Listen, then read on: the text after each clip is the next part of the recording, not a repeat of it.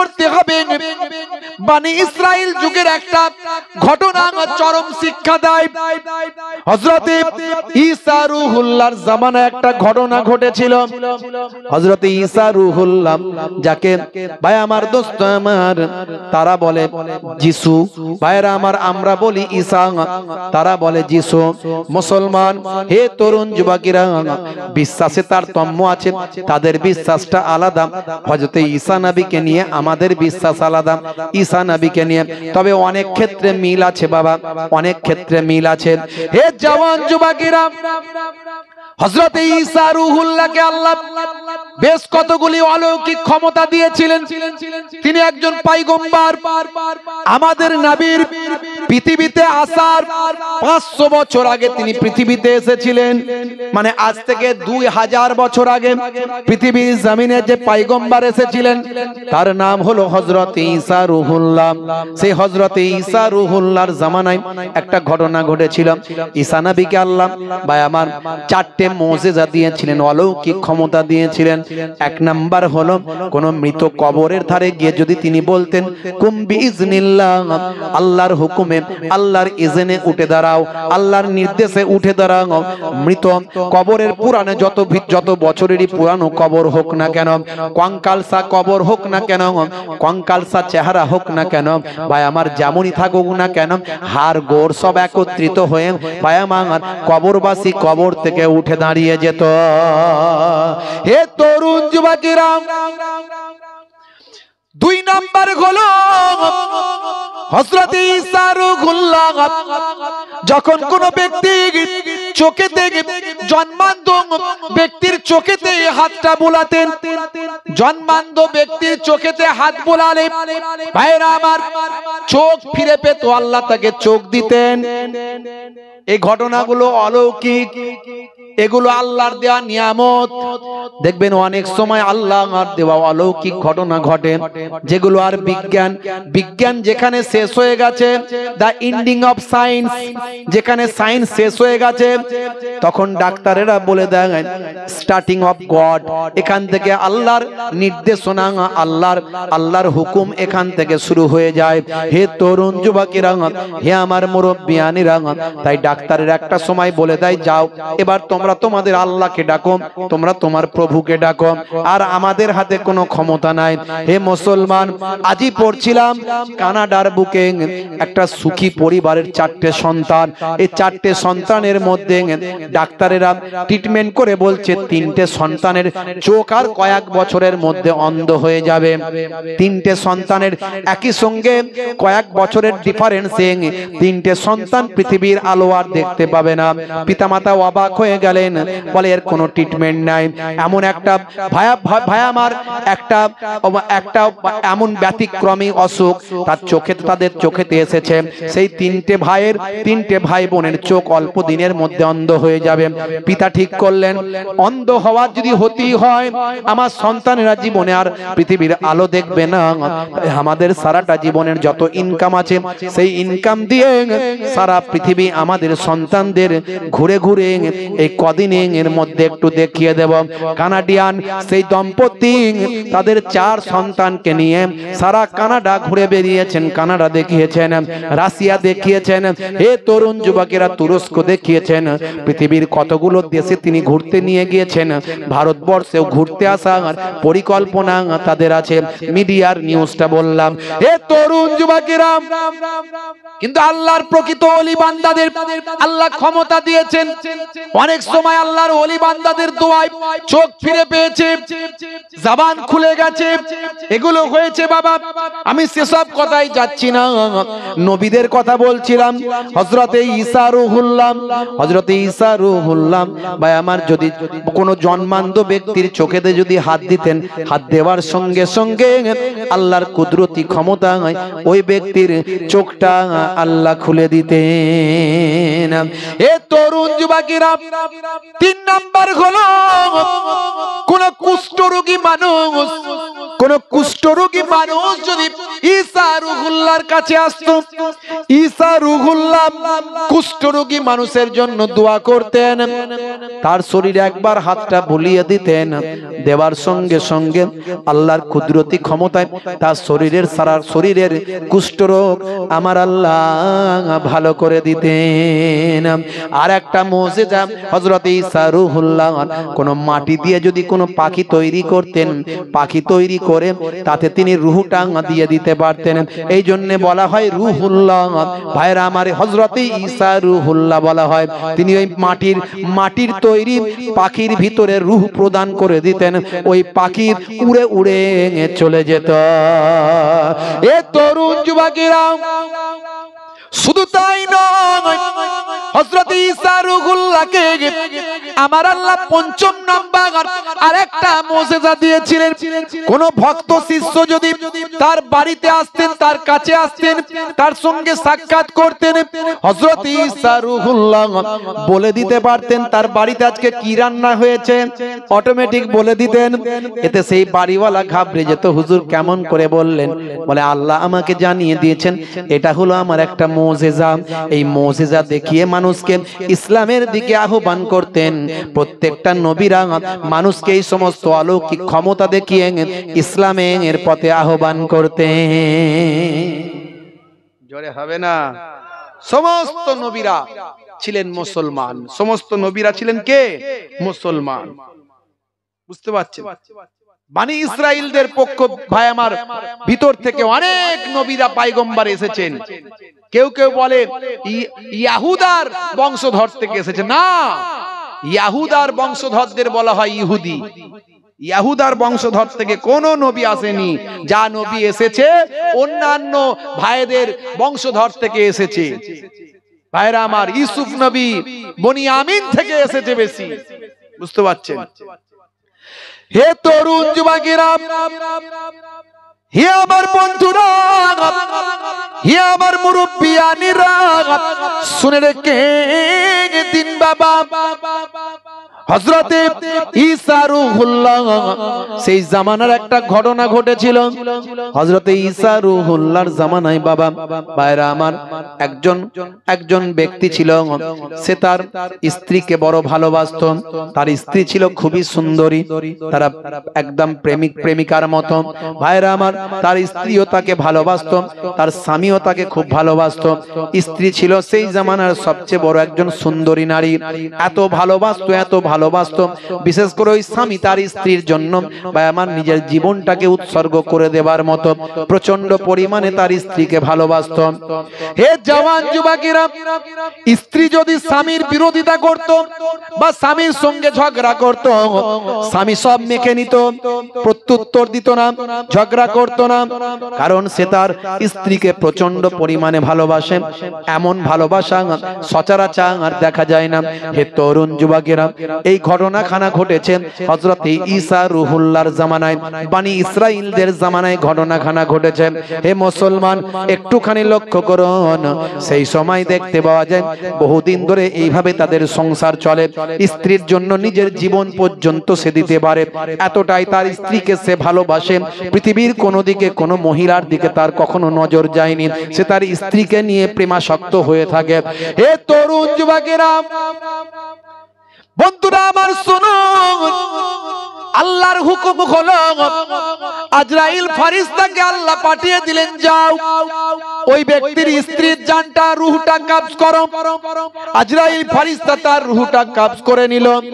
এই কবজ করার পরে রূহ বেরিয়ে গেল। ওই বানি ইসরাইলের ওই মহিলা মারা গেল, সুন্দরী নারী মারা যাওয়ার পরে নিরুপায়। হে তরুণ যুবকেরা, ওই জেসেমটাকে, ডেড বডিটাকে আঁকড়ে ধরি ওই পুরুষটা, ওই স্বামীটা আর কাঁদতে লাগলো, এমন পাগলের মতো হয়ে গেল কেঁদে কেঁদে। ভাই আমার, মানুষজন বুঝিয়ে সুজিয়ে মানুষজন বুঝিয়ে সুজিয়ে ওই মহিলাকে কবরস্থ করে আসলো, কবরস্থ করলো, কবরে দাফন করলো। কিন্তু ওই যুবক তার স্ত্রীকে কবরে দেওয়া মেনে নিতে পারলো না।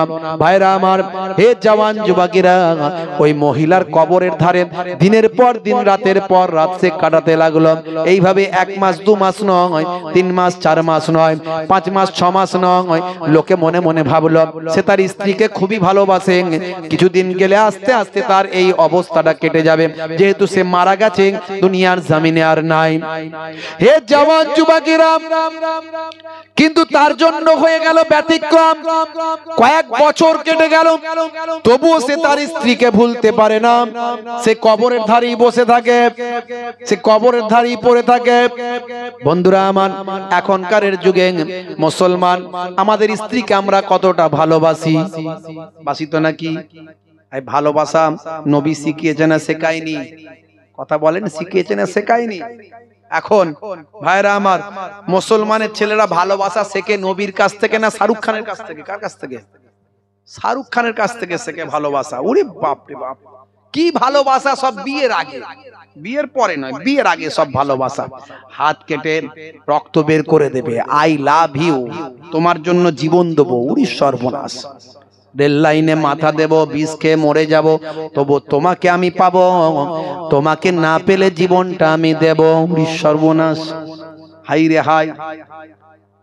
বাপ বলে আমার একটাই ছেলে মরে যাবে, যা হবে হবে, তাড়াতাড়ি বিয়ের ব্যবস্থা করতে হবে। যে কোনো ভাবে ম্যানেজ করে বিয়েটা দিল।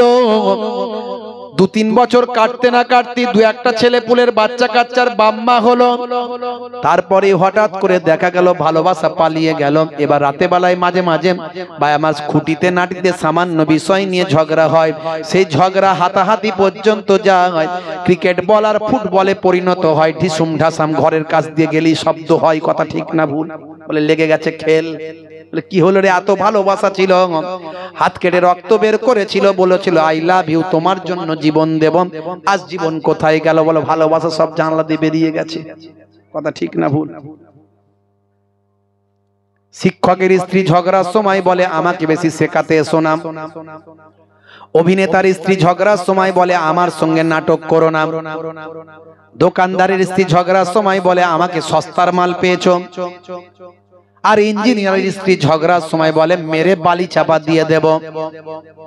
কসাইয়ের স্ত্রী ঝগড়ার সময় বলে কেটে টুকরো টুকরো করে দেব। আর জেলের স্ত্রী ঝগড়ার সময় বলে মেরে শুটকি মাছ বানিয়ে দেব। এখন টেম্পার কারো কম কার বেশি? সমান সমান হাই লেভেল। কারণ তাদের মধ্যে তো শাহরুখ খানের কাছ থেকে প্রেম শিখেছে। স্বামী স্ত্রীর প্রতি হক আছে, স্ত্রী স্বামীর প্রতি হক আছে, এসব তারা জানে না, জানার দরকারও নাই। আল্লাহর নবী বলেন, হে মায়েরা বোনেরা শুনে রেখে দেন, আল্লাহর নবী বলেন যদি পৃথিবীর বুকে কোন মানুষকে সিজদা করার অনুমতি দিতাম, তাহলে আমি নবী বলতাম হে মেয়েরা, হে মায়েরা বোনেরা, তোমরা তোমাদের স্বামীর পায়ে সিজদা করবে। স্বামীর মর্যাদা স্ত্রীর কাছে এতটা দেয়া হয়েছে, এত বিশাল পরিমাণে মর্যাদা দেয়া হয়েছে। আপনি বলবেন এতে মহিলাদের ছোট করা হয়েছে, আপনার এটা স্বাভাবিক মনে হতে পারে। আসলে না না না, দেখুন স্ত্রীর মর্যাদা কত দেয়া হয়েছে। ভাই আমার, একটা স্বামী যদি নামাজি পরেজগার আল্লাহওয়ালা হয়, কিয়ামতের দিনে ভাই আমার জান্নাতে যাওয়ার আগে সর্বশেষ ক্লিন চিট, সর্বশেষ সার্টিফিকেট নেবে তার স্ত্রীর কাছে। স্ত্রী তাকে যদি সার্টিফিকেট দেয়, আমার স্বামী আমার হকটা আদায় করেছিল, আমার দায়িত্ব নিয়েছিল, দায়িত্ব ঠিকঠাক পালন করেছিল, আমার যা কিছু প্রয়োজন সব অভাব অভিযোগ মিটিয়েছিল, এই ক্লিন চিট, এই সার্টিফিকেট না পেলে একজন স্বামীও জান্নাতে যেতে পারবে না। ইসলামে কাউকে ছোট করা হয়নি, ইসলাম বুঝতে হবে। অনেকে বোঝে না, তাই সমালোচনা করে। পিতামাতার সম্মান কত দেয়া হয়েছে। হে তরুণ যুবকেরা, নবী বলেছেন হুমা জান্নাতুকা ওয়া নারুকা, তোমাদের বাম্মাই জান্নাত, তোমাদের বাম্মাই হলো জাহান্নাম। মুসলমানের ছেলে বাম্মাকে গেছে ভুলে, বুড়ো বাপ বুড়ি মাকে ঠিক মতো দেখাশোনা করে না, ঝগড়া করে। আব্বা জায়গা লিখে দেবে তো দাও, নাহলে চললাম। কোথায় যাবি? কোথায় যাবি? পল্টুর ছেলে পল্টুর বাপ পল্টুকে জায়গাটা লিখেছে, তুমি কবে লিখে দেবে বলো? বলে তুই তো আমার নেইছাই একটাই ছেলে, আমি মারা গেলে তোর সব। বলে ও সব কথা বুঝি না, আমাকে কবে লিখে দেবে সেটা বলো। বলে বাবা আমি বেঁচে আছি, এখনই লিখে নিতে চাস? বলে তাই, কোনো অসুবিধা নাই। বাপেরও টেম্পার বেড়ে গেল, বাম্পার না দিয়ে বলে গেট আউট ফ্রম হিয়ার, বেরিয়ে যা।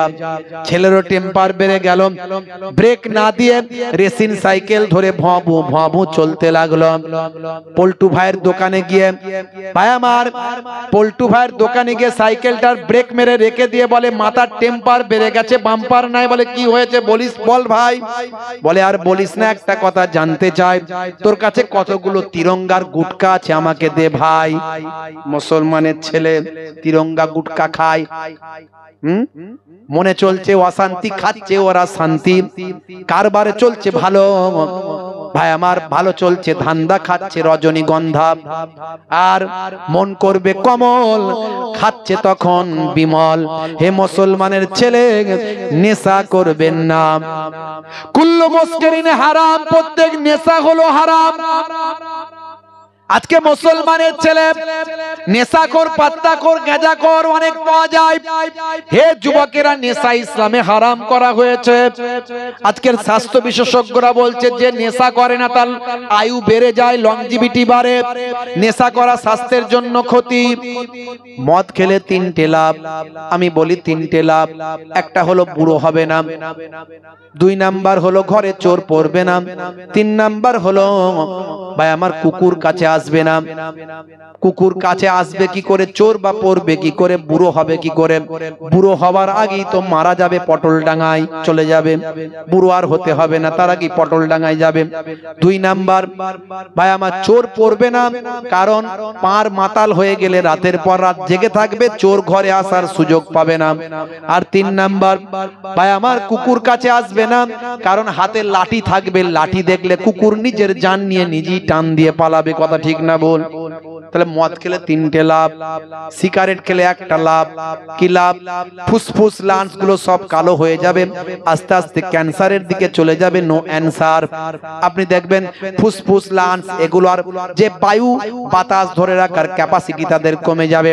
ইন্টারনেট ইউটিউবে গিয়ে সার্চ দিয়ে দেখবেন একজন উইদাউট স্মোকার আর একজন উইথ স্মোকার, দুজনের ভাই আমার ফুসফুস লাংস গুলো আপনি দেখবেন কি অবস্থা হয়েছে। হে যুবকেরা, বিড়ি সিগারেট খেলে তার সবচেয়ে বড় প্রবলেম কি জানেন? ক্যান্সারের দিকে ধাবিত হয়ে যাবে। Smoking is injurious to health সেখানে বলা হয়েছে। শুধু তাই নয়, এমন চেন স্মোকার এক একজন হয় যারা টয়লেটে গেলেও বিড়ির ধোঁয়া না দিলে, উপরের ধোঁয়া না বেরোলে নিচের মাল ক্লিয়ার হয় না। কথা ঠিক না বল? হে তরুণ যুবকেরা, আর যারা তিরঙ্গা গুটকা রজনীগন্ধা এই বিমল কমল যারা খায়, এদের নার্ভের সমস্যা হয়ে যায়। এগুলো সব ডাস্ট। কোন রকম নেশা করবেন না, নেশা মুক্ত জীবন যাপন করুন। বলে হুজুর আমরা কি মেয়ে মানুষ নাকি? এখন তো মেয়েরাও সিগারেট খাচ্ছে। কথা ঠিক না বল? শহরে এলাকায় কলকাতার দিকে দেখবেন মেয়েরা সিগারেট খাচ্ছে, লম্বা লম্বা টান মারছে। আমাদের ঘরের নারীরা এখন সব মডার্ন হয়ে যাচ্ছে। হোক ভালো জিনিস, ইসলাম মডার্ন, ইসলাম নিজেই তো মডার্ন। ইসলামের থেকে মডার্নিজম আর কিছু হতে পারে না। দেখুন 1450 বছর আগে নবী নেশা মুক্ত জীবন যাপন করতে বলেছেন। আজকের স্বাস্থ্য বিশেষজ্ঞরা আল্লাহর নবীর কথাকে গ্র্যান্ড করেছে। জোরে বলুন সুবহানাল্লাহ। আল্লাহর নবী 1450 বছর আগে বললেন, হে দুনিয়ার মানুষ শোনো, আল্লাহর কোরআন বলে দিয়েছে ওয়াজআলনাল লাইলা লিবাসা, আমি আল্লাহ রাতকে তোমাদের কাছে পোশাক বানিয়ে দিয়েছি। পোশাক যেমন শরীরের সঙ্গে একেবারে লাগানো থাকে, শরীরের সঙ্গে লেপ্টে থাকে পোশাক, আমি আল্লাহ তোমাদের জন্য রাতকে পোশাক বানিয়েছি। মানে রাত্রে তুমি ঘুমাবে যখন অন্ধকার করে দিয়ে ঘুমাও। এটা ইনডাইরেক্ট ভাবে এই আয়াতে বলা হয়েছে। আর ডাইরেক্ট আল্লাহর নবী হাদিসের মধ্যে বলছেন, যখন তুমি ঘুমাবে অবশ্যই আলোটা বন্ধ করে দাও। মুসলমানের ছেলে মোবাইল দেখতে দেখতে ঘুমায়, আলো বন্ধ করা তো দূরের কথা, সারা রাত লাইট জ্বলে, আলো জ্বলে, আর মোবাইলের আলোটাও জ্বলে, মোবাইলটা কাছেই থাকে, ইন্টারনেট চালু থাকে। মোবাইলের যে হাই রিফ্লেক্স বা আমার যে শরীরের এই যে মোবাইলের লাইটের যে একটা ক্ষতিকারক রশ্মি, এটা আমাদের শরীরের ক্ষতি করে। আর মাথার কাছে ইন্টারনেট চালু করলে শরীরের স্বাস্থ্যের জন্য ক্ষতি হয় এবং ক্যান্সারের দিকে শরীর ধাবিত হয়ে যায়। শুধু তাই নয়, হে তরুণ যুবকেরা, 1450 বছর আগে আল্লাহর নবী বললেন তুমি লাইটটা বন্ধ করে ঘুমাও। কোরআন মাজিদে আল্লাহ বললেন রাতকে আমি তোমাদের জন্য পোশাকের মতো বানিয়েছি, পোশাক করে দিয়েছি রাতকে তোমাদের জন্য। হে জওয়ান যুবকেরা, আপনি যদি লাইটটা বন্ধ করেন, আজকের স্বাস্থ্য বিশেষজ্ঞরা বলছেন 1450 বছর পর গবেষণা করে তারা দেখেছে যখন ঘুমাতে যাবেন, ঘুমের অন্তত বিছানায় পড়ার ঘুমিয়ে যাওয়ার 2 ঘন্টা পর লাইট যদি বন্ধ থাকে, চোখ ব্রেনকে ইন্ডিকেট করে, ব্রেনকে ভাই আমার সাউন্ড দেয়, ব্রেনকে ভাই আমার ইন্ডিকেট করে, বুঝিয়ে দেয় লাইট বন্ধ আছে। হে ব্রেন, তুমি এবার ক্যান্সার প্রতিরোধক হরমোনটা বের করে দাও। একটা ক্যান্সার প্রতিরোধক হরমোন আমাদের মাথার পেছন থেকে বের হয়, এই হরমোনটার নাম হলো মেলাটোনিন। এই মেলাটোনিন হরমোনটা তখনই বের হবে যদি অন্ধকার থাকে আর ঘুমের গভীর ঘুমে যখন আচ্ছন্ন থাকবেন, অন্তত বিছানায় ঘুমিয়ে যাওয়ার 2 ঘন্টা পর মেলাটোনিন হরমোনটা বের হবে পেছন, মাথার পেছন সাইড থেকে বের হয়ে এই হরমোনটা ব্লাডের সঙ্গে মিশে যায়। এই হরমোনটা আপনার আমার ক্যান্সারের জন্য প্রতিষেধক হরমোন। দেখেছেন 1450 বছর আগে আল্লাহর নবী বলছে লাইট বন্ধ করে ঘুমাও। আল্লাহর কোরআন বলছে তোমাদের জন্য রাতকে আমি পোশাক করে দিয়েছি। পোশাক যেমন শরীরে জড়িয়ে থাকে, রাতের অন্ধকারটাকে শরীরের সঙ্গে জড়িয়ে রাখো। আর আজকের স্বাস্থ্য বিশেষজ্ঞরা আল্লাহর কোরআনকে প্রায়োরিটি দেয়, রাসূলের হাদিসকে স্বীকৃতি দেয়। জোরে বলুন সুবহানাল্লাহ। তাহলে আমার নবীর থেকে, ইসলামের থেকে, কোরআনের থেকে মডার্ন আর কি আছে যেটা আজকে গবেষণায় পাচ্ছে? সেটা 1450 বছর আগে আল্লাহর কোরআন, রাসূলের হাদিস বলেছে। জোরে বলুন সুবহানাল্লাহ। কটা বলবো আমি? ইন্টারনেট সার্চ করবেন, 20 থেকে 25 হাজার বক্তব্য আছে, একটা দুটো নয়, একটা দুটো নয়, 20 থেকে 25 হাজার বক্তব্য আছে। আমার ছোট মানুষ, বক্তব্যের লাইফটা কিন্তু আমার বেশ অনেকটাই লম্বা হয়ে গেছে, প্রায় 24 বছর, কিছু কম বেশি 24 বছর ধরে ওয়াজ করছি। ভাইরা আমার, অনেক বলেছি। আপনি যখন ঘুমাবেন ডান দিকে কাত হয়ে ঘুমাবেন। 1450 বছর আগে নবী বলেছেন। আজকের যুগে বিজ্ঞান বলছে বাম দিকে তো হার্ট থাকে, নবী ঠিকই বলেছেন। বাম দিকে কাত হয়ে ঘুমালে হার্টে প্রেসার পড়তে পারে। হার্টের কাজ হলো ব্লাডকে পাম্পিং করে শরীরের বিভিন্ন অর্গানগুলোতে পৌঁছে দেওয়া, ভাই আমার ব্লাড সার্কুলেশন করা। এই পাম্পিং করতে যদি অসুবিধা হয়, শরীরের স্বাস্থ্যের জন্য ক্ষতি হয়।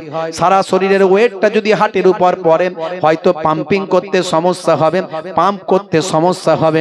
এর জন্য 1450 বছর আগে নবীর কথাকে গ্র্যান্ড দিয়ে আজকে স্বাস্থ্য বিশেষজ্ঞরা বলেন তোমরা যখন ঘুমাবে ডান দিকে কাত হয়ে ঘুমানো উচিত।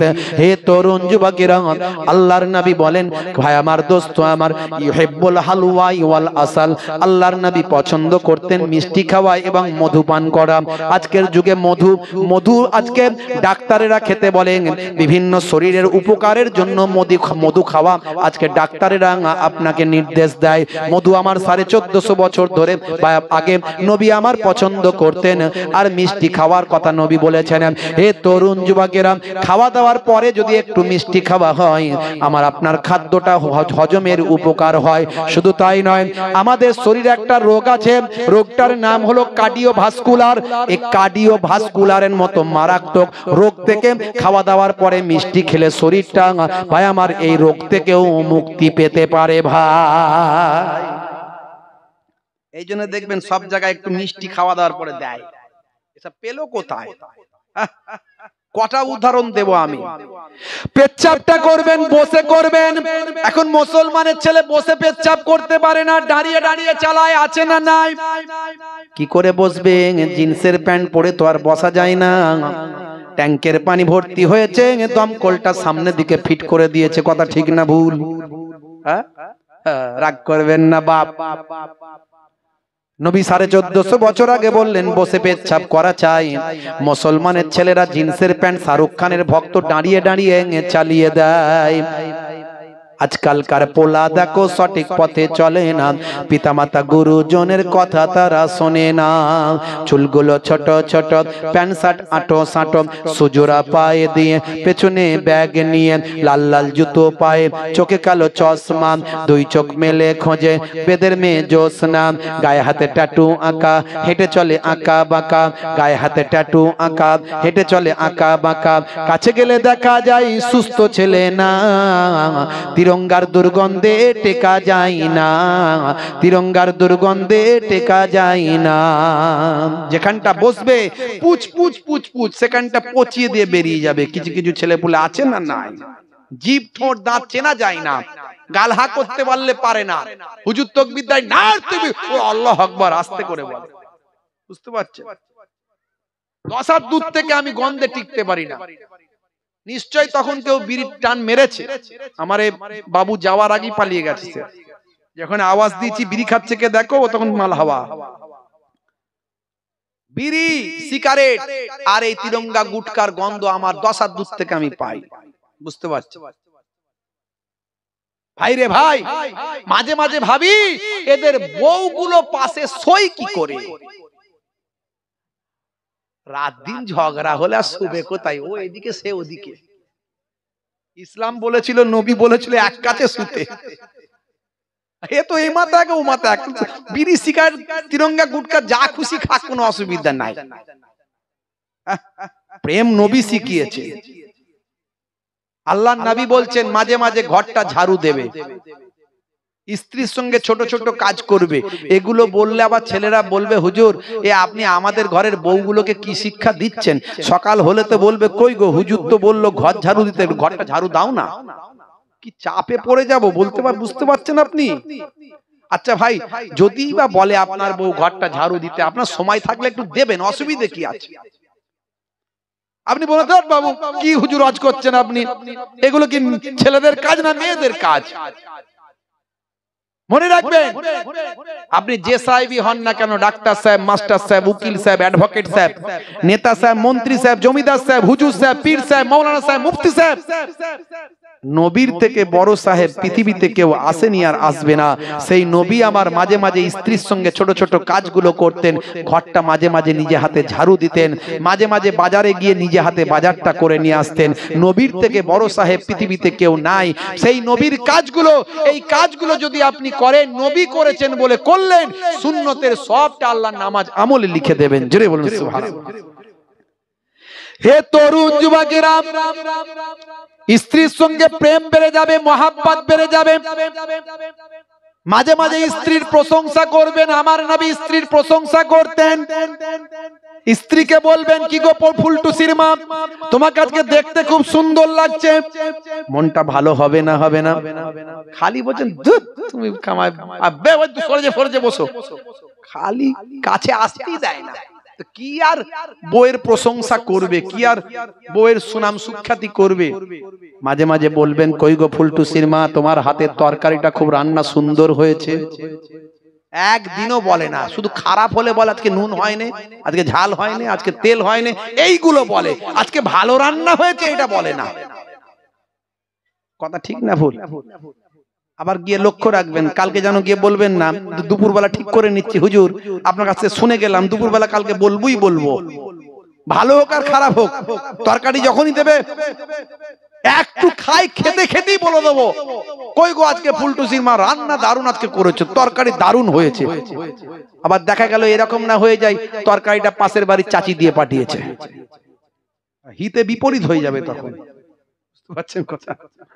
ভাইরা আমার, তরুণ যুবকেরা আমার, হে আমার মুরব্বিয়ানেরা, আল্লাহ আল্লাহর নবী বললেন বসে পেচ্ছাপ করো।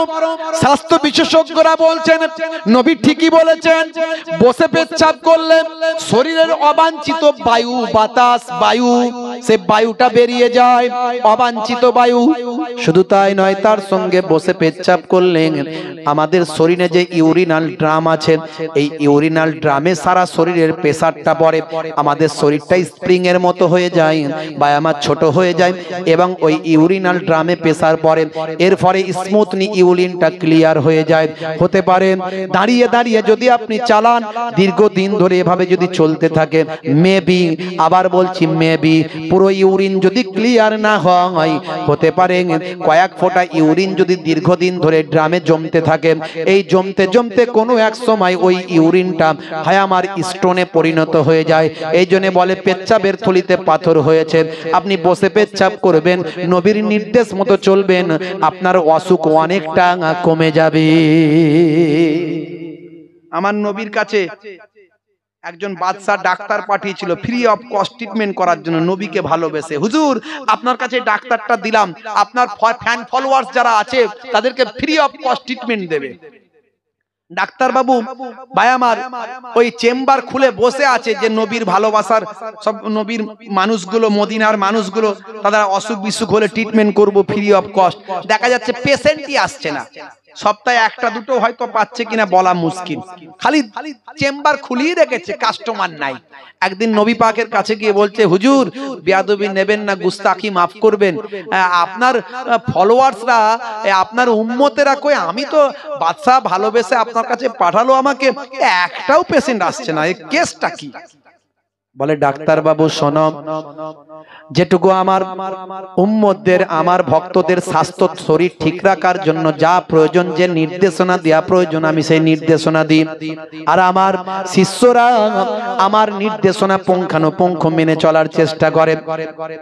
আমি যে নির্দেশনাগুলো দিই সেগুলো সব আল্লাহ প্রদত্ত নির্দেশ। কার নির্দেশ? যারা বলেন কার? আল্লাহ কোরআন মাজিদে বলছেন, মা ইয়ানতিকু আনিল হাওয়া ইন হুয়া ইল্লা ওয়াহিয়ুন ইউহা। আমার নবী নিজের ইচ্ছায় কোনো কথা বলেন না যতক্ষণ না আমি আল্লাহ ওহী দিয়ে না জানিয়ে দিই। আল্লাহই তো বলে দিয়েছেন নবীকে, নবী তাই বলছেন কিভাবে কি কাজ করতে হবে। হে তরুণ যুবকেরা, ডাক্তার বাবুকে বললেন, হে ডাক্তার বাবু, আমি তাদের যে রেস্ট্রিকশন দিই, যে নিয়ম নীতি মানতে বলি, যেভাবে খেতে বলি, শুতে বলি, ঘুমাতে বলি, কার জীবন কার্য পরিচালনা করতে বলি, তাতে তাদের আর অসুখ হওয়ার সম্ভাবনা কমে যায়।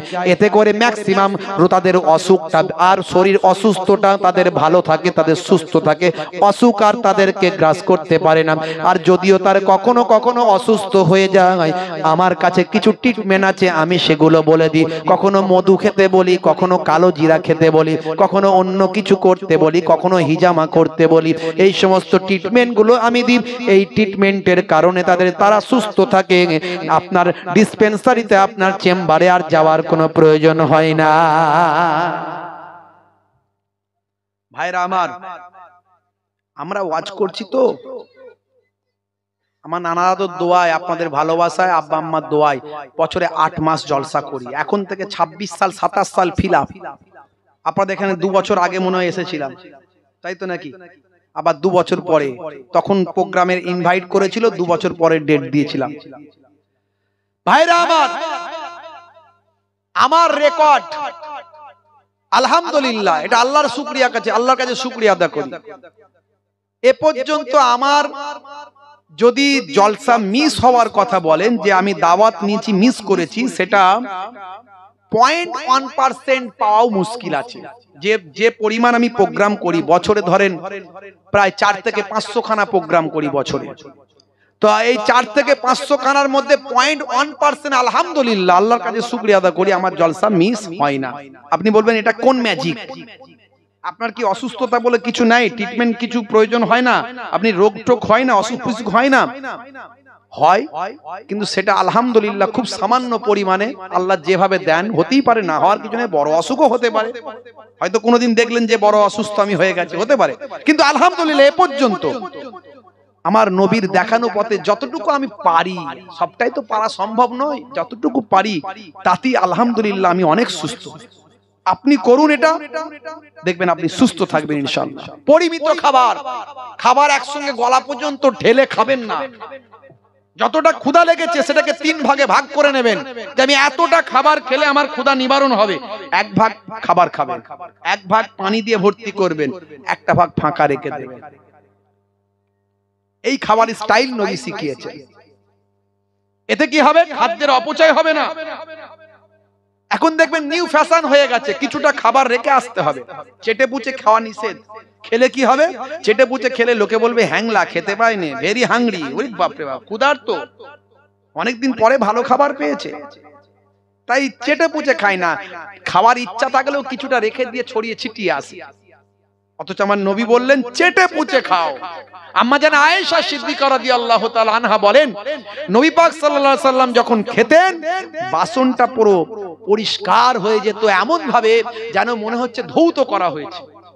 আল্লাহর নবী কোন প্লেটে খেয়েছেন সেটা সহজেই বোঝা যেত। চেটে পুচে খাবেন, আগুল চেটে খাবেন। অনেকে এখন কাঁটা চামচ পারে না, ছাড়ে না, এদিকে টানছে ওদিকে টানছে, একবার মুখে দিতে গিয়ে 10 মিনিট টাইম লেগে যাচ্ছে। তার মাঝখানে একজন চাচা বসেছে, সে খেয়ে 2 প্লেট খেয়ে হাত মুছে চলে গেল, ওর হাফও খাওয়া হলো না। এই আগুলের থেকে বড় চামচ কিছু নাই। আল্লাহ আগুলটা কেন দিয়েছে তোমায় বুঝতে হবে না কেন দিয়েছে। আর তুমি এখন মডার্ন হয়ে গিয়ে চামচ নিউ ফ্যাশন দেখাচ্ছ, দেখাকে যাও তুমি, আমার দেখানোর দরকার নাই। হযরত ওমর ফারুক রাদিয়াল্লাহু তাআলা আনহু বলেছিলেন, আত্রকো সুন্নতি বিকাউলি হুমাকা। আমি এই বোকাদের কথা, ওই যারা এরকম করে বোকা, ওরা নিজেদেরকে চালাক মনে করে কিন্তু আলটিমেটলি ওরাই বোকা। এই বোকাদের কথা শুনে আমি আমার নবীর সুন্নতকে ছাড়বো না। আপনি হাত দিয়ে খাবেন, হাত চেটে পুচে খাবেন। এই চেটে পুচে খেলে স্বাস্থ্য বিশেষজ্ঞদের জিজ্ঞাসা করবেন, যদি চেটে পুচে খাওয়া হয় মুখ থেকে একটা আলাদা ধরনের নালা নিঃসৃত হয়। লালা, এক ধরনের লালা নিঃসৃত হয়, যে লালাটা আপনার আমার হজমের জন্য উপকার হয়ে যায়। সব স্বাস্থ্য বিশেষজ্ঞরা গ্র্যান্ট করেছে আল্লাহর নবীর কথাকে। হে তরুণ যুবকেরা, এরকম অসংখ্য বলা যেতে পারে। আপনি যদি পরিমিত খাবার খান, ভাইরা আমার, খাদ্যের অপচয় হবে না। আমি কালকেই দেখলাম একজনকে কলকাতায় ডাস্টবিন থেকে হাফ বিরিয়ানি পেয়েছে, বিরিয়ানির প্যাকেট থেকে অর্ধেকটা তুলে, ভাই আমার অর্ধেকটা কেউ খেয়ে ফেলে দিয়েছিল। সেই অর্ধেকটা বিরিয়ানির প্যাকেট একজন সুস্থ মানুষ দেখে বুঝতে পারলাম মানুষটা পাগল নয়, কিন্তু ভীষণ ভাবে গরিব, অনাহারে ওয়ার্দাহারে তার দিন কাটে। আহারে সেই ব্যক্তিটা ডাস্টবিন থেকে বিরিয়ানির প্যাকেটটা তুলেছে, অর্ধেকটা বিরিয়ানি তুলে সঙ্গে সঙ্গে খাচ্ছে। আমি ভেবেছিলাম ভাই আমার লাইভ করে মানুষকে দেখাবে এবং দুটো কথা বলবো, কিন্তু আমি ভাবলাম না না, এটা করলে ওই মানুষটাকে অপমান করা হবে, যে মানুষটা খাচ্ছে তাকে অপমান করা হবে। ভাইরা আমার, তরুণ যুবকেরা, কিছু সময় থাকলাম, কিছু কাজ করলাম, সেখান থেকে চলে এলাম। হে মুরব্বিয়ানেরা, হে তরুণ যুবকেরা, এখনো পৃথিবীর অনেক মানুষ অনাহারে অর্ধাহারে দিন কাটায়। তাদের কথা লক্ষ্য রাখুন, খাদ্যের অপচয় বন্ধ করুন। 1450 বছর আগে দয়ার নবী বলেছেন পরিমিত খাবার খাও, অতিরিক্ত খাবার খাবে না, যতটা ক্ষুধা লেগেছে ততটা নয়। তার পরিবর্তে পেটটাকে 3টে ভাগে ভাগ করে, একটা ভাগে খাবার দেবে, একটা ভাগে পানি দেবে, একটা ভাগ ফাঁকা রাখবে। এটা তোমার স্বাস্থ্যের জন্য উপকার হবে। গাপা গাপ খাচ্ছে, পেট একদম এই পর্যন্ত চলে এসছে, কথা ঠিক না ভুল? ওরে বাপ রে বাপ, আর খাওয়ার কম্পিটিশন করছে। হে মুসলমান, একটু আমি সুন্নত গুলোকে বললাম, এগুলো সব সুন্নত, আমাদের নবী এই শিক্ষাগুলো দিয়েছেন। যাদের ভিতরে সুন্নত পাওয়া যায় তারা কেউ পথহারা হয় না। রাসূলের পথে যারা চলে দুনিয়ায়, বাতিলের বাধা তারা মানে না। জোরে হবে না? জোরে হবে না। নিশীথ রজনীতে সেজদাতে যায়, হুসাইনি তাদের নিয়ে ভাবনাতে রয়। বিপদের মাঝে তারা যতই পড়ুক রাসূলের তরিকা ছাড়ে না। যাদের ভিতরে সুন্নত পাওয়া যায় তারা কেউ পথহারা হয় না। জোরে হবে না। ভাইরা আমার কথা বোঝা যাচ্ছে তো নাকি? এই বোঝা যাচ্ছে কি বলতে চাইছি? বোঝা যাচ্ছে? একটু বুঝতে পারছেন তো? মাশাআল্লাহ। আল্লাহ করে আপনারা জ্ঞানী মানুষ। আর বুঝতে না পারলে বুঝলে বোঝ পাতা, না বুঝলে তেজ পাতা। বুঝলে বোঝ পাতা, না বুঝলে তেজ পাতা। কিছু করার নাই। এখন ঘরে চুরি হয়ে গেছে, বুঝতে পারছেন? ঘরে চুরি হয়ে গেছে। তো এখন এক ব্যক্তি থানায় ফোন করেছে, হ্যালো বলছে, ওখান থেকে বলছে বলুন। তো বলছে আমার ঘরে চুরি হয়ে গেছে। তখন ও পার থেকে ইন্সপেক্টর বলছে হোয়াট, ইংরেজি হোয়াট, তার মানে কি? সে কি? তখন এপার থেকে বলছে ইংরাজি চালাচ্ছে রে, তাহলে তো আমাকেও ইংরাজি চালাতে হবে। এপার থেকে এও ইংরাজি চালাচ্ছে। বলছে কাটিং দা বাঁশের বেড়া, ওপেন দা ডোর, সব লইয়া গেছে চোর। বলে সর্বনাশ করেছে। কি ইংরাজি বলছে? বলছে হোয়াট ইজ দা কাটের হোয়াট ইজ দা বাঁশের বেড়া। তখন এপার থেকে বলছে বাঁশের বেড়া ইজ খাড়া খাড়া, তার উপরে পেরেক মারা। সর্বনাশ, কি ইংরাজি চালাচ্ছে। কি ওয়াজ হলো হুজুর? পাতা ঝরে গেল, একদম পাতা ঝরে গেল। কি বুঝলে বলো না? কি বুঝেছো বলো? ওই তো বললাম পাতা ঝরে গেল। যা ওয়াজ করলো ছোট হুজুরের নাতি, পিননগর হুজুরের পোতা, আমাদের পীর সাহেবদের ঘরের ছেলে এসেছিল। ও বাপরে বাপ, পাতা ঝরিয়ে দিল। কি ওয়াজ করলো বল না একটু ভাই? এই বিষয়বস্তুরা, সাবজেক্টটা কি ছিল, কি নিয়ে আলোচনা করলো? ওই তো বললাম কাটিং দা বাঁশের বেড়া, ওপেন দা ডোর, সব লইয়া গেছে চোর। হোয়াট ইজ দা বাঁশের বেড়া?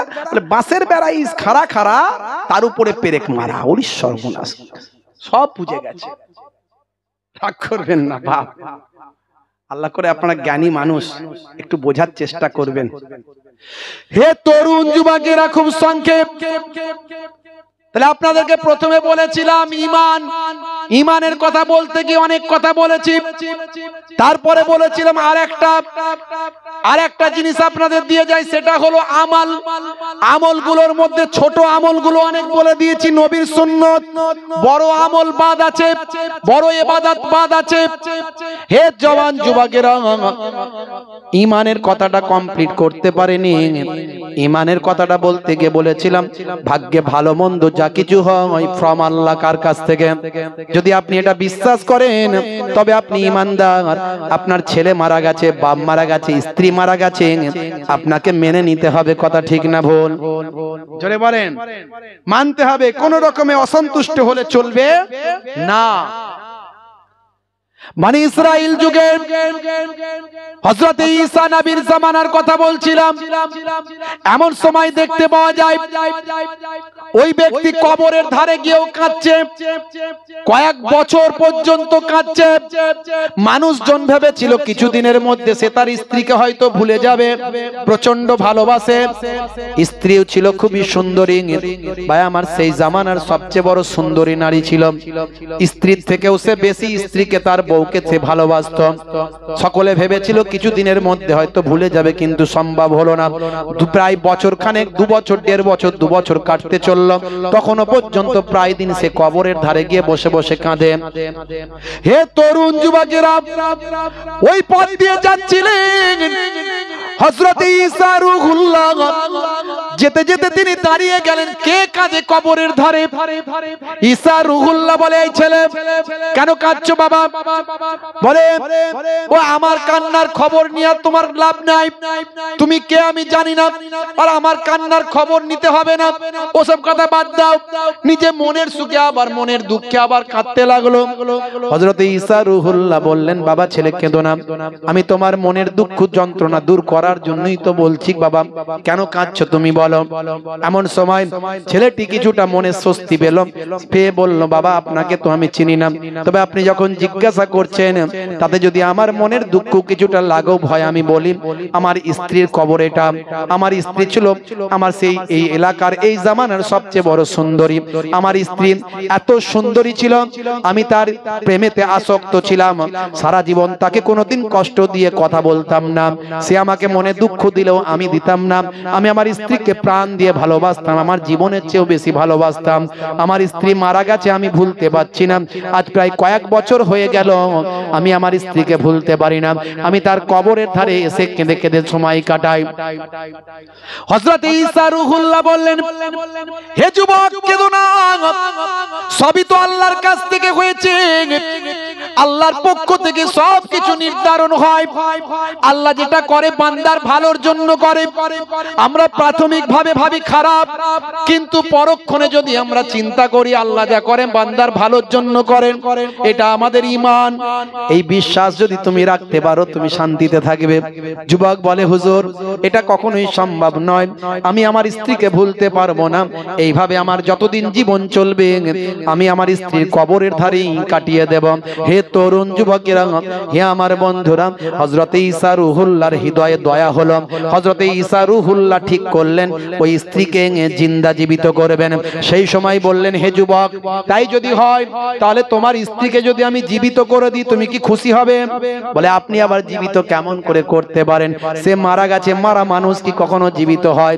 বলে, দেখো বাবা, যদি আল্লাহ জীবিত করেন তুমি কি খুশি হবে? বলে, নিশ্চয় আমি খুশি হয়ে যাব আমার স্ত্রীকে পেয়ে।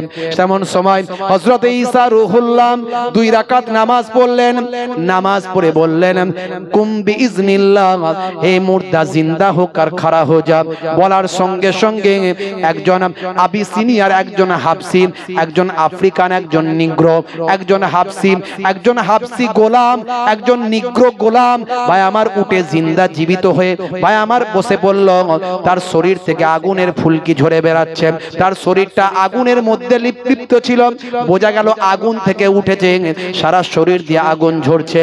হে তরুণ যুবকেরা, হে আমার বন্ধুরা, এমন সময় ওই নিগ্রো হাবশি গোলাম উঠেই বলল, আশহাদু আন্না, আমি সাক্ষী দিচ্ছি লা ইলাহা ইল্লাল্লাহ ঈসা রূহুল্লাহ। এই কথা সাক্ষী দেওয়ার সঙ্গে সঙ্গে তার শরীরের আগুনটা শরীর থেকে মিলিয়ে গেল। ভাই আমার, দোস্ত আমার, হযরত ঈসা রূহুল্লাহ বললেন, হে যুবক তুমি যে বলেছিলে তোমার স্ত্রীর কবর এটা তোমার স্ত্রীর কবর বলেছিলেন, কিন্তু কবর থেকে তো বের হয়ে এলো একজন নিগ্রো, একজন ভাই আমার ওই কি বলে হাবশি চেহারার একজন মানুষ, একজন গোলাম বের হয়ে এলো। আর সে এসেতে কলেমা পড়ল। এই কলেমা পড়ার কারণে আমার আল্লাহ তার কবরের আযাবকে মাফ করে দিল। হে জওয়ান যুবকেরা, সেই সময় যুবক বলল, হুজুর আপনি সেই ঈসা রূহুল্লাহ? বলে, হ্যাঁ বাবা আমি সেই ঈসা রূহুল্লাহ।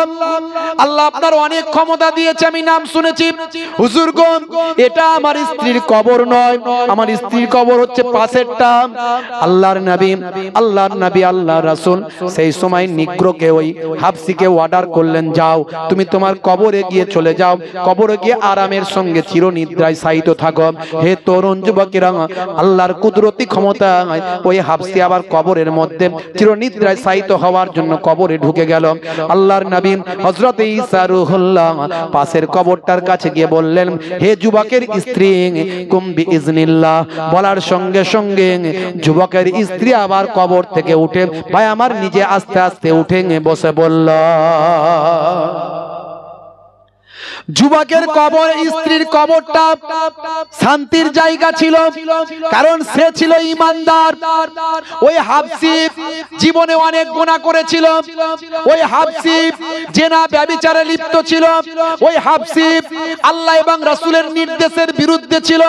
ওর কবরটা ছিল জাহান্নামের টুকরা, আগুনের কুণ্ড। কিন্তু ও যখন উঠলো ঈসা নবীকে পেল, ঈসা নবীকে সাক্ষী দিল, নবী বলে মানলো, আল্লাহকে এক বলে স্বীকার করল। এইটুকু কথাতেই আমার আল্লাহ খুশি হয়ে তার জীবনের গুনাহ মাফ করে কবরটা জান্নাতের টুকরা বানিয়ে দিল। আর এদিকে এই যুবকের স্ত্রীর কবরটা ছিল জান্নাতের টুকরা, কারণ সে জীবনে ভাই আমার অনেক ভালো ভালো কাজ করেছে, নামাজ ইবাদত বন্দেগী করেছিল। এরই জন্য এই যুবকের স্ত্রীর কবরটা আগে থেকেই ভাই আমার স্বস্তির জায়গা ছিল। সে কবর থেকে উঠল, ওঠার পরে তার শরীর ভাই আমার সেন্স আসলো, ভাই আমার জ্ঞান ফিরল। সে তার স্বামীকে দেখতে পেল, তার স্বামী প্রচন্ড খুশি হয়ে গেল। স্বামীকে ঈসা রুহুল্লাহ বললেন, যাও তোমার স্ত্রীকে নিয়ে তুমি বাড়ি চলে যাও, বাড়িতে গিয়ে তুমি সুখে সংসারটা করতে লাগো। তার স্বামী আবার নতুন করে যেন প্রাণ ফিরে পেল, স্ত্রীও তার স্বামীকে পেয়ে গেল। হে তরুণ যুবকেরা,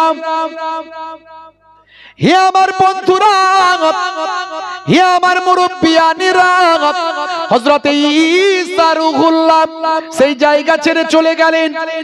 এমন সময় স্বামী তার স্ত্রীকে বলল, কই গো, এদিকে এসো, জানো তোমাকে আমি কতটা ভালোবেসেছি। আজ এতগুলো বছর কেটে গেছে, তবু আমি তোমাকে ভুলতে পারি না। তোমার জন্য রাত দিন কান্না করেছি, তোমাকে ছাড়া আমি তো বাঁচতে পারি নাই। আমি দীর্ঘদিন ধরে ঘুমাতে পারি নাই। এসো তোমার কোলেতে একটু মাথাটা রেখে আমি ঘুমাই। কিছুটা দূরেই স্ত্রী বসে পড়েছে, স্ত্রীর কোলে মাথা রেখে ওই স্বামীটা ঘুমিয়ে গেছে। হে তরুণ যুবকেরা, কিছু সময় পরেতে ওই পথ দিয়ে একজন রাজপুত্র ঘোড়ায় চড়ে যাচ্ছিল। সেই রাজপুত্র এসে সেখানে দাঁড়িয়ে গেছে। এত সুন্দরী নারীকে দেখে সেই রাজপুত্র আর এগোতে পারে না, সেখানে দাঁড়িয়ে গেল। চোখের ইশারা করলো, চলো আমার সঙ্গে চলে চলো, তোমাকে রাজ হালতে রাখবো। ওই ফকিরের সঙ্গে থেকে তোমার কি লাভ বাবা? হে তরুণ যুবকেরা, এমন সময় ওই মহিলা, সেই সময় দেখতে পাওয়া যায় নিজের স্বামীকে, ঘুমন্ত স্বামীকে মাথাটা নিচে নামিয়ে দিয়ে রাজপুত্রের ঘোড়ার সঙ্গে চলে গেল, রাজ দরবারে পৌঁছে গেল, রাজ রানী হয়ে থাকতে লাগলো। হে জওয়ান যুবকেরা, বন্ধুরা আমার, বহু সময় পরে ওই যুবকের যখন ঘুমটা উঠেছে, ঘুমটা ভেঙেছে, তখন সে বুঝতে পারলো এখান থেকে কোনো ঘোড়া এসে আমার স্ত্রীকে তুলে নিয়ে গেছে, নিশ্চয় কোনো ব্যক্তি এসে আমার স্ত্রীকে তুলে নিয়ে গেছে। ঘোড়ার পায়ের ছাপ দেখলো, সেই ছাপ, ঘোড়ার পায়ের ছাপ চিহ্ন পর্যবেক্ষণ করে চলতে চলতে একেবারে রাজ দরবারে গিয়ে পৌঁছে গেল। বানানো গল্প বলছি না, ঈসা নবীর জামানার ঘটনা এটা, বনি ইসরাইলদের মধ্যে ঘটেছিল। যারা বিশ্বাসী তারা মানবে। ভাই আমার, তাফসীর পড়বেন, কোরআনের পাবেন। তাফসীরে কাসাব, বাইজাবি, ইবনে কাসির, তাবারি, জামাকসারি, বড় বড় কিতাব। কোরআন পড়লে শুধু হবে না, কোরআনের ব্যাখ্যা জানতে হবে। কোরআন 23 বছর ধরে 6666টা আয়াত, কখনো এক লাইন, কখনো 2 লাইন, কখনো 5 লাইন, স্থান কাল পাত্র বিশেষে একটু একটু করে ভাই আমার পথ নির্দেশ করেছে আল্লাহর নবীকে। এই নবী এটা করুন, এই নবী ওটা করুন, এই ঘটনাটা শুনুন, ওই ঘটনাটা শুনুন। বুঝতে পারছেন? আপনি কোরআনের একটা লাইন পড়ে আর বিরূপ মন্তব্য করে মানুষের মাঝখানে বিভ্রান্ত ছড়াবেন না। তার আগের লাইন পরের লাইনটা পড়ুন। কোন এক জায়গায় বলা হয়েছে ওইটা করো, সেটাকে আপনি ধরে নিলেন, কিন্তু তার আগের লাইনে কি বলা হলো, পরের লাইনে কি বলা হলো, সেটাকে ধরলেন না। কোরআন মাজিদ বুঝতে হবে।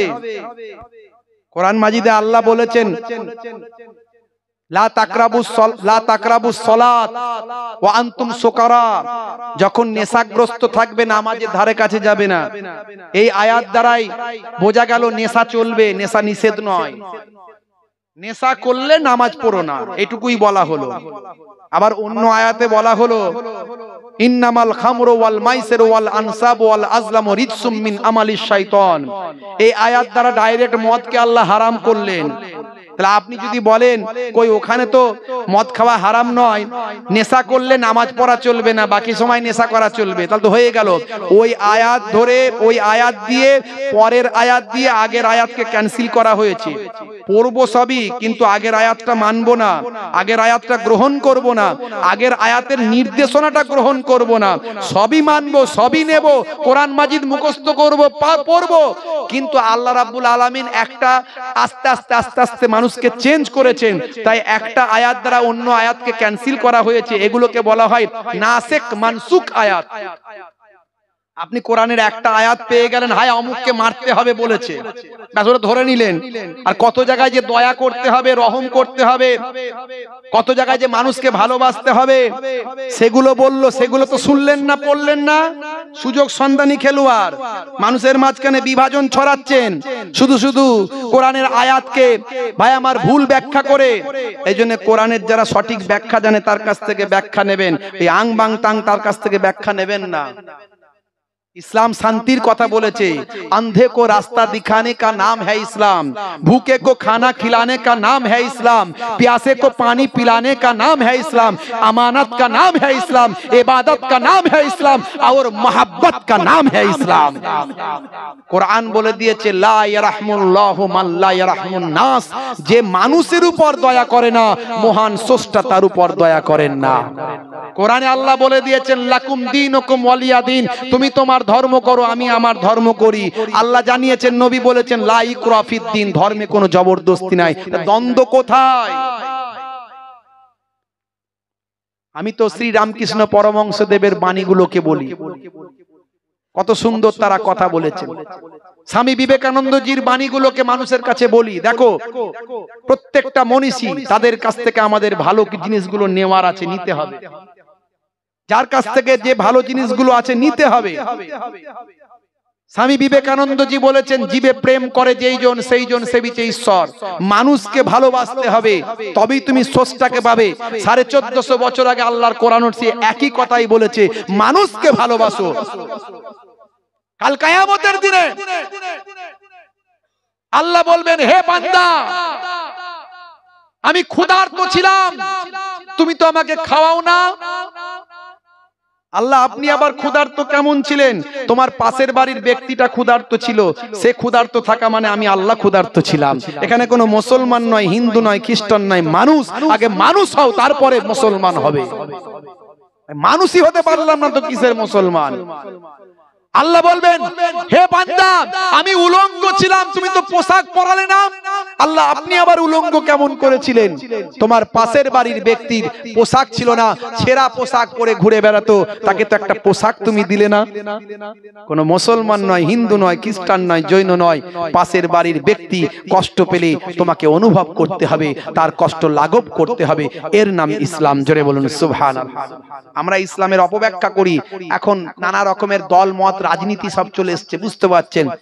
এইসব রাজনীতির নেতারা মানুষে মানুষে মারামারি করে, সেই শকুনের বাচ্চা বলছে, শকুনির বাচ্চা বলছে, মাগো অনেকদিন গরুর মাংস খেলাম, আর ছাগলের গোস্ত খেলাম, ভেড়ার গোস্ত খেলাম, একটু মানুষের গোস্ত টেস্ট করে দেখতে চাই। মাকে বলছে, মা বলছে, পাগল হয়েছিস নাকি? মানুষের মাংস, মানুষের গোস্ত কি ভাগারে পাওয়া যায় নাকি? ও হয় মারা গেলে শ্মশানে পুড়িয়ে দেয়, আর নাহলে কবরে ঢুকিয়ে দেয়। তখন বাপ শকুনিটা বলছে, কোনো চিন্তা নাই, ব্যবস্থা করছি। কি ব্যবস্থা করবে? দেখো না কি করি। গরুর গোস্ত নিয়ে গিয়ে, টুকরো নিয়ে গিয়ে মুখে করে মন্দিরে ফেলে দিল, আর ভাই আমার শুকরের গোস্ত মুখে করে নিয়ে এসে মসজিদে ফেলে দিল। সকালবেলা ঢিসুম ঢাসাম শুরু হয়ে গেল, কত ডেড বডি পড়ে গেল। এবার ছেলেকে বলছে, কার মাংস খাবি খা। বুঝতে পারছেন কথা? হ্যাঁ, এই যে শুকুনির জাতগুলো সব আছে, তারা চাইছে সব সময় আমাদের সাবধান থাকতে হবে, তাদের ফাঁদে পা দিলে চলবে না। তারা ফাঁদ তৈরি করে, এই ফাঁদটাই পা দিলে চলবে না। দেখবেন আমাদের কোরআনকে ছিঁড়ে দিচ্ছে। আপনি রেগে আগুন, এই রাস্তায় নামতে হবে, আগুন জ্বালাতে হবে, পথ অবরোধ করতে হবে, এই করতে হবে, এই পুড়িয়ে দিতে হবে। এটাই তো তারা চায়। আপনি পুড়িয়ে দেন, আপনি পথে নামুন, আপনি মারপিট করুন, তারা তাদের কামিয়াব হয়ে যাবে। তারা তাদের দলটাকে ঠিক করে ফেলবে, তার রাজনীতির অঙ্কটা কষে ফেলবে, এটাই তারা চায়। আপনার কাজ কি তাহলে? হুজুর আপনি কি বলছেন আমাদের কোরআন পুড়িয়ে দিলে আমাদের নবীর বিরুদ্ধে ষড়যন্ত্র কিচ্ছু করবে না? করবেন। কি করবেন?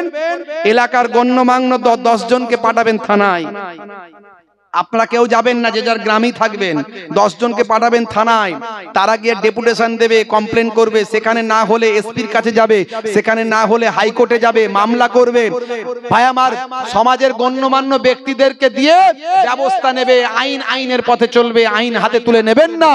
আজও আমার এই রাজ্য অনেক শান্তির রাজ্য, রামকৃষ্ণের রাজ্য, বিবেকানন্দের দেশ, বিবেকানন্দের বাংলা, রামকৃষ্ণের বাংলা, ভাই আমার স্বামীজির বাংলা, এই বাংলা ফুরফুরার পীর মুজাদ্দুজ্জামানের বাংলা। এখনো এখানে আমাদের পুলিশ প্রশাসন, আইন ব্যবস্থা অনেক অনেক ভাই আমার ভালো কাজ করে। এখানে অন্যান্য রাজ্যের থেকে আমার রাজ্য অনেক উন্নত এবং অনেক শান্তিদায়ক। তাই ফাঁদ কিন্তু তারা পাতার চেষ্টা করবে। আমাকে আপনাকে সঠিকভাবে চলতে হবে, বাবা মার ইসলাম বুঝতে হবে, রাসূলের সুন্নাত, রাসূলের তরিকা জানতে হবে। হে তরুণ যুবকেরা, খুবই সংক্ষেপ করে বলি, ছোট করে, এমন সময় দেখতে পাওয়া যায় ওই ব্যক্তি, বনি ইসরাইল যুগের ওই ব্যক্তি ঘুম থেকে উঠলো, ঘুম থেকে উঠে বাবা ভাই আমার চলে গেল, পৌঁছে গেল রাজদরবারে। রাজদরবারে যাবার পরে এমন সময় দেখতে পাওয়া যায় রাজদরবারে রাজরানী হয়ে ভাই আমার ওই যুবক, ওই যুবতী নারী, ওই মহিলা সুন্দরী নারী ভাই আমার রাজপুত্রের পাশে দাঁড়িয়ে আছে। সেই যুবক গিয়ে বলে, হে রাজপুত্র, এই যে মহিলা রাজরানী হয়ে দাঁড়িয়ে আছে, এটা হলো আমার স্ত্রী, এটা আমার স্ত্রী, এটা আমার বউ, আপনি কেন এখানে নিয়ে আসছেন?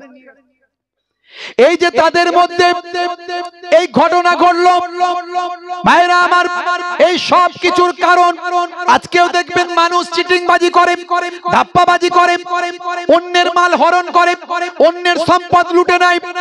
আয়াতুল মুনাফিকি সালাসাতুন, আল্লাহর নবী বলেন মুনাফিকের চিহ্ন হলো তিনটে। কটা? ইজা হাদ্দাসা কাযাবা, যখন কথা বলবে মিথ্যা কথা বলবেন। ওয়াইজা ওয়াদা আখলাফা, ওয়াদা করলে খেলাফ করবেন। ওয়াইজা উতুমিনা খানা, আর আমানতের খেয়ানত করবে। ওই মহিলা, তার স্বামী তার জন্য আমানত ছিল, সেই আমানতের সে খেয়ানত করেছিল, লোভে পড়েছিল। হে যুবকেরা, হে তরুণেরা, হে আমার বন্ধুরা, শুনে রেখে দেন, এরই জন্য বলি আল্লাহ এবং রাসূলের পথে চলুন। ভাই আমার, দোস্ত আমার, নামাজটা পড়ুন, নামাজ ছাড়বেন না। ঈসা নবী কি করেছিলেন আমি বলছি, তার আগে বলে দিই, সবচেয়ে বড় ইবাদত নামাজ।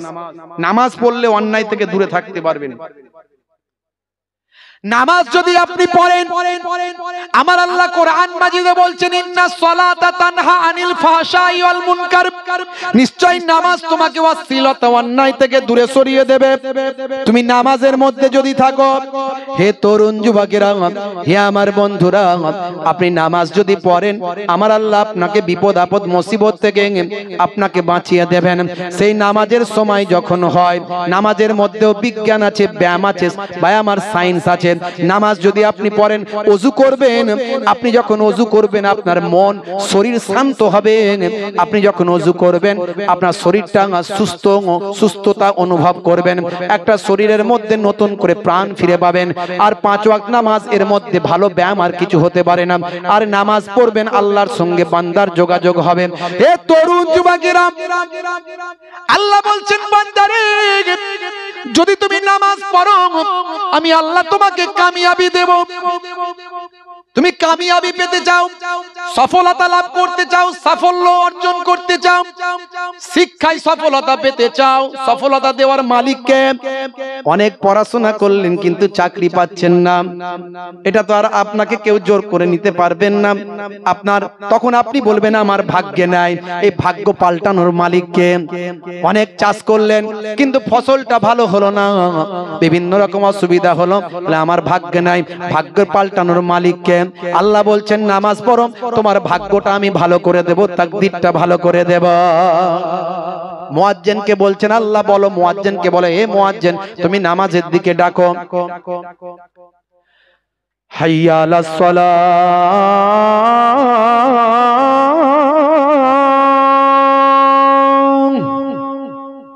এসো নামাজের দিকে এসো। তার মানে কি? নামাজের দিকে এসো। নামাজে এলে আল্লাহ বলছেন মুয়াজ্জিনকে, হে মুয়াজ্জিন বলে দাও নামাজে এলে কি পাবে। এবার মুয়াজ্জিন বলছেন, হাইয়া আলাল ফালাহ,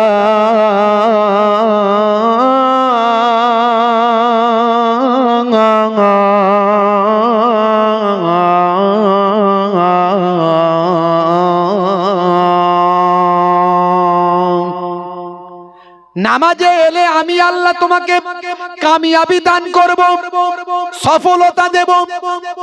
মুয়াজ্জিন যখন আজান দেয় হাইয়া আলাস সালাম, মুসলমানের ছেলে বলে পাঁচতলাতে পালাম, মাচাতে পালাম, চায়ের দোকানে পালাম। কেন রে ভাই? বলে মুয়াজ্জিন যদি দেখতে পায় তাহলে বলবে পল্টু নামাজ পড়বি আয়, তাই তাড়াতাড়ি চায়ের দোকানে গিয়ে একটু তাসটা খেলি, ক্যারামটা খেলি ভাই, একটু মাঝে মাঝে ফ্রি ফায়ার আর পাবজিটা চালাই।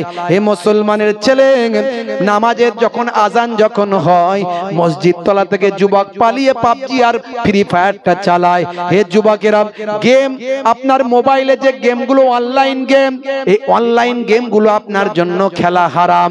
কারণ এতে ভাই আমার ব্রেন আর কাজ করে না, সময় কাজ করে না, ঘন্টার পর ঘন্টা চলে যায়। পিতার অবাধ্য, পুত্রের অবাধ্য, লেখাপড়ার চ্যুত ভাই আমার নেশা হয়ে যায়। নেশা হলো ইসলামে হারাম।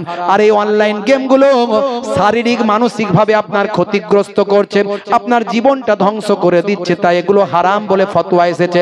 এর আগেও আমি বলেছি অনলাইন গেমগুলো খেলা হারাম, আজও বলে যাচ্ছি খেলা হারাম। হে যুবকেরা, ফ্রি ফায়ার নিয়ে আমি ওয়াজ করেছিলাম, আমার বক্তব্য ইন্টারন্যাশনাল ভাইরাল হয়েছিল।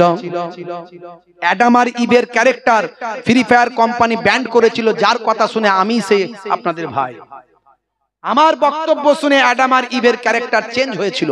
আপনারা জানেন আমি Adam means Adam, with evidence, with document আমি সেখানে অ্যাপ্রুভ করেছিলাম, বলেছিলাম। এত ভাইরাল হয়েছিল অ্যাডাম আর ইভ নিয়ে যখন বলেছিলাম, ভারত, পাকিস্তান, আফগানিস্তান, বাংলাদেশ কয়েকটা দেশেতে বিভিন্ন ভাষায় বিভিন্ন ল্যাঙ্গুয়েজে ভার্সন চেঞ্জ হয়ে ভাই আমার 1 থেকে 1.5 মাসের মধ্যে অ্যাডাম আর ইভের ক্যারেক্টার কোম্পানি চেঞ্জ করে দিয়েছিল। যারা প্রথম ফ্রি ফায়ার খেলতো তারা জানে। আমি সেদিনও বলেছিলাম হারাম, আজও বলে যাচ্ছি হারাম। আপনি মোবাইলে একটা নামাজের অ্যাপ ডাউনলোড করবেন, কোরআন মাজিদের বাংলা অ্যাপ ডাউনলোড করবেন, দয়ার নবীর জীবনী ডাউনলোড করবেন, জীবনটা ধন্য হয়ে যাবে। নামাজের সময় যখন হবে মসজিদে যাবেন, অন্যায় অবিচার পাপ আপনার কাছ থেকে সরে চলে যাবে।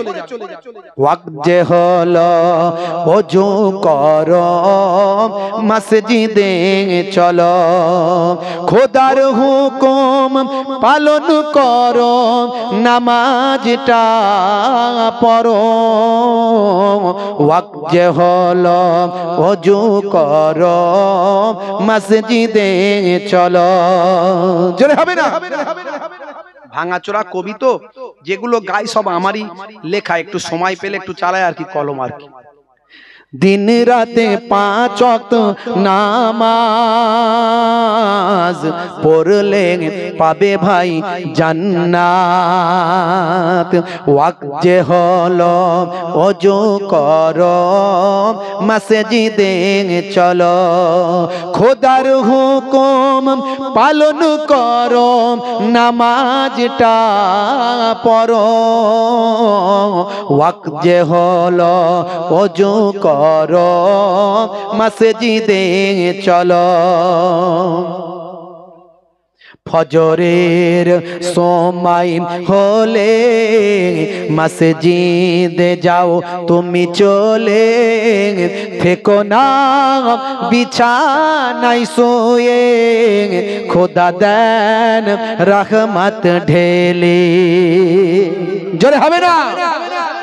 জোহরের ওয়াক্তটা হলে কাজটা দাও তুমি ছেড়ে, কিছু সময় দাও নামাজে, সফলতা আসবে চলে। আসরের ওয়াক্তটা হলে অপচয় সময় না করে, মসজিদে যাও তুমি চলে, আমল নামা ডান হাতে পাবে। জোরে হবে না? আর জোরে হবে না? মাগরিবের ওয়াক্ত আসিলে মসজিদে যাও তুমি চলে, কবরের আযাব থেকে মুক্তি প্রভু দেবে। ওয়াক্ত যে হলো ওযু করো, মসজিদে চলো, খোদার হুকুম পালন করো, নামাজটা পড়ো, ওয়াক্ত যে হলো ওযু করো, মসজিদে চলো, দিন রাতে 5 ওয়াক্ত নামাজ পড়লে পাবে ভাই জান্নাত। জোরে হবে না? নামাজটা ছাড়বেন না। নামাজ যদি আপনি ছাড়েন আপনার মধ্যে প্রতারণা আসবে না। নামাজ যদি আপনি পড়েন আপনার মধ্যে আমানতের খেয়ানত আসবে না। হে তরুণ যুবকেরা, হযরত ঈসা রূহুল্লাহ সেই পথ দিয়ে যাচ্ছিলেন। এমন সময় রাজ দরবারের সামনে ওই যুবককে দেখতে পেয়ে দাঁড়িয়ে গেলেন। দাঁড়িয়ে গিয়ে বললেন, হে যুবক, তুমি এখানে? এই তো সেই মহিলা, তোমার স্ত্রী না? বলে, হ্যাঁ হুজুর। এখানে কেমন করে এলো? হে তরুণ যুবকেরা, হে আমার মুরব্বিয়ানেরা, সেই সময় ওই যুবক সবকিছু বলল। আমার স্ত্রী, এই যে আমার স্ত্রী রাজপুত্রের প্রেমে প্রেমাসক্ত হয়েছে। আমি এতগুলো বছর ধরে যাকে আমি অন্ধের মতো ভালোবাসতাম, সে আজকে ভাই আমার কবর থেকে ওঠার পরে তার রূপ জৌলস সৌন্দর্য, তার সুন্দরী এই লাবণ্য ভাই আমার রাজপুত্রকে মুগ্ধ করেছে। রাজপুত্রের অনেক টাকা, অনেক সম্পদ, রাজপুত্র বলে কথা। আমার স্ত্রী তার প্রেমে প্রেমাসক্ত হয়েছে। আমার সারাটা জীবনের প্রেম ভালোবাসা সব এখন বৃথা হয়ে গেছে। এ তরুণ যুবকেরা, আল্লাহর নবী বুঝতে পারলেন, দেখো দেখো মানুষ দুনিয়ার জন্য পেরেশান।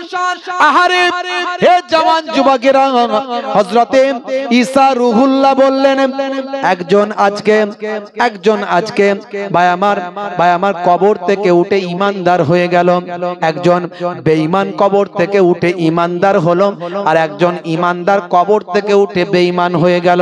কারণ ভাই আমার সেই হাবশী যুবক যে সারাটা জীবন জেনা ব্যভিচার অন্যায় লিপ্ত ছিল, সে আজকে কবরের আযাব থেকে মুক্তি পেয়ে সে উঠি আমাকে সাক্ষী দিয়ে আল্লাহকে এক বলে মেনে সে ঈমানদার হলো। আর এই মহিলা যে ঈমানদার ছিল, সে ওঠার পরে ভাই আমার রাজপুত্রের প্রেমাসক্তে আসক্ত হয়ে জেনা ব্যভিচার করে সে আজকে বেঈমান হয়ে গেল।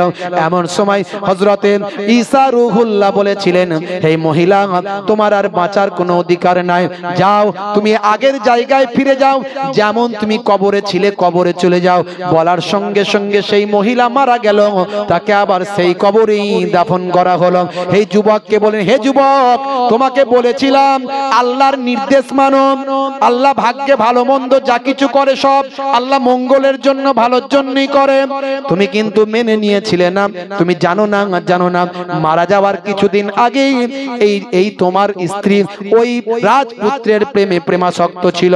যখন তুমি ঘুমিয়ে গিয়েছিলে, রাজপুত্র যখন তাকে দেখতে পেল, সে সঙ্গে সঙ্গে তোমাকে শুইয়ে দিয়ে ওই রাজপুত্রের সঙ্গে চলে গেল। তার মানে সে আমানতের খেয়ানত করলো। আর যেটা ঘটেছিল সেটা ভালোই ঘটেছিল।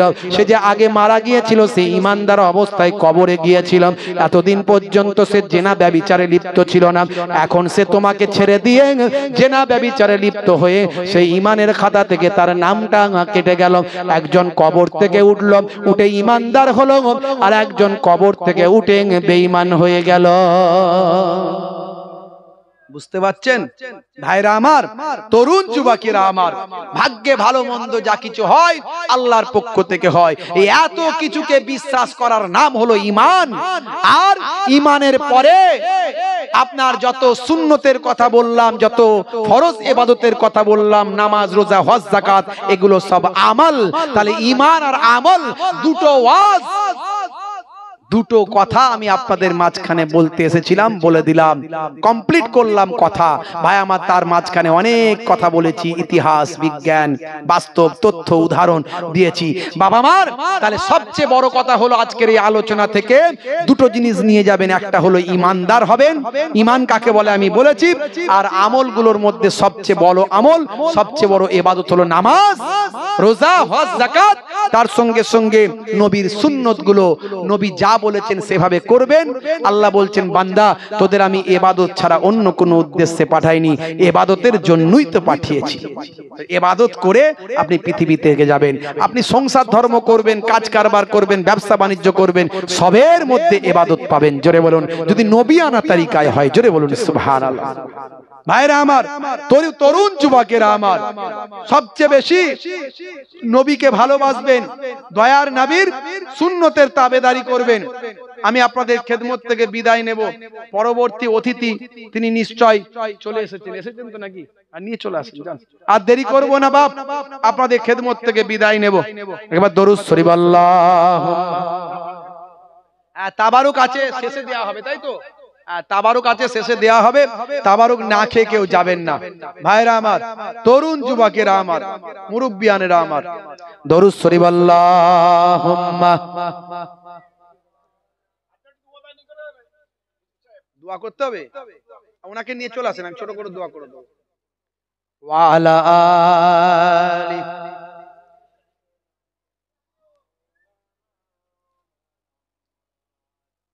মানুষ বানালে প্রভু, দিলে মানুষ সম্মান, হাসুরের ময়দানে করোনা গো অপমান। প্রভু হাসুরের ময়দানে করোনা গো অপমান। মানুষ বানালে প্রভু, দিলে মানুষ সম্মান, হাসুরের ময়দানে করোনা গো অপমান। প্রভু হাসরের ময়দানে করোনা গো অপমান। দরুদ শরীফ আল্লাহুম্মা সাল্লি আলা। আসসালামু আলাইকুম। ভালো আছেন? মাশাআল্লাহ। এসে উপস্থিত হয়েছেন সেই উলুবেড়িয়া থেকে বিখ্যাত শিল্পী, আপনারা জানেন এস.এম. নজরুল সাহেব, খুব নামি দামি শিল্পী, আবার বক্তা। মাশাআল্লাহ, আলোচনা শুনবেন, জান ঠান্ডা হবে। যাওয়ার আগে ভাইয়েরা বললেন একটু দোয়া করতে হবে। আমি বলছিলাম দোয়াটা না করলেই ভালো হতো, উনি করতেন, আমি যদি নাই করি উনি করতেন, শেষে করতেন, ভালো হতো। কি কথা, থাক, দোয়া করে দিলে আবার কিছু লোক মনে মনে দোয়া তো হয়ে গেল, থাক। আপনারা সব বসেন, ওটাওটি করবেন না, আমার সঙ্গে মুসাফা করার দরকার নাই, কারণ আমি এমনি ব্যস্ত আছি, তাড়াতাড়ি বেরিয়ে যাব। হ্যাঁ, গজল বল।